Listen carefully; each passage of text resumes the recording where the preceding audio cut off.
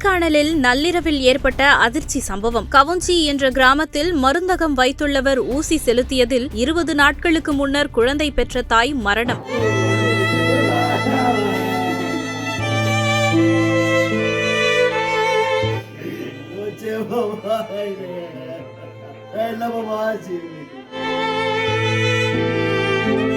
திண்டுக்கல் மாவட்டம் கொடைக்கானலில் மேல்மலை கிராமமான கவுஞ்சி என்ற கிராமம் இருந்து வருகிறது. இந்த கிராமத்தில் தர்ஷினி சர்வேந்தன் என்ற தம்பதியர் வாழ்ந்து வருகிறார்கள். இவர்கள் விவசாய பணியை மேற்கொண்டு வருவதாக கூறப்படுகிறது. இந்நிலையில் தர்ஷினி மற்றும் சர்வேந்தன் ஆகிய தம்பதிகளுக்கு ஏற்கனவே ஒரு குழந்தை இருப்பதாக கூறப்பட்ட நிலையில் இரண்டாம் குழந்தை கடந்த 20 நாட்களுக்கு முன்னர் பிரசவம் பார்க்கப்பட்டு குழந்தையும் தாயும் நன்றாக கொடைக்கானல் அரசு மருத்துவமனையில் இருந்து அனுப்பி வைக்கப்பட்டுள்ளனர். அரசு மருத்துவமனையில் பிரசவம் முடிந்து அனுப்பி வைக்கும் பொழுது தாய் தர்ஷினிக்கு ஆன்டிபயாட்டிக் ஊசி அலர்ஜி இருப்பதாக மருத்துவர்கள் அறிவித்துள்ளதாகவும் கூறப்படுகிறது. இந்த நிலையில் நேற்று மாலை நேரத்தில் தர்ஷினிக்கு கடுமையான வயிற்று வலி ஏற்பட்டதாக கூறப்பட்ட நிலையில் கவுஞ்சி என்ற கிராமத்தில் பிரின்ஸ் என்பவர் அவரது வீட்டிலேயே வைத்து மருந்தகம் நடத்தி வருவதாக கூறப்படுகிறது. அப்போது பிரின்ஸை தொடர்பு கொண்ட உறவினர்கள் அரசு மருத்துவமனைக்கு அழைத்து செல்ல வேண்டும் என்று கூறியுள்ளனர். ஆனால் பிரின்ஸ் அதனை மறுத்து 2000 ரூபாய் பணம் வாங்கியதாகவும்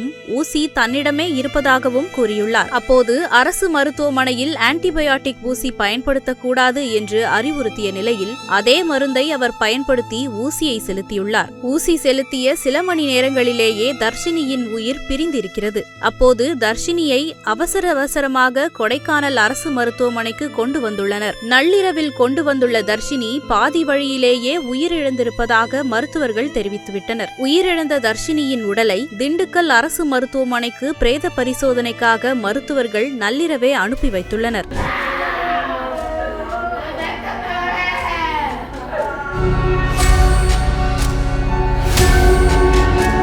மருந்தகத்தில் மருத்துவரின் அறிவுறுத்தல் இல்லாமல் ஊசி செலுத்தியதில் 20 நாட்களுக்கு முன்னர் பிரசவம் செய்த தாய் உயிரிழந்த சம்பவம் கொடைக்கானலில் பெரும் பரபரப்பை ஏற்படுத்தியுள்ளது.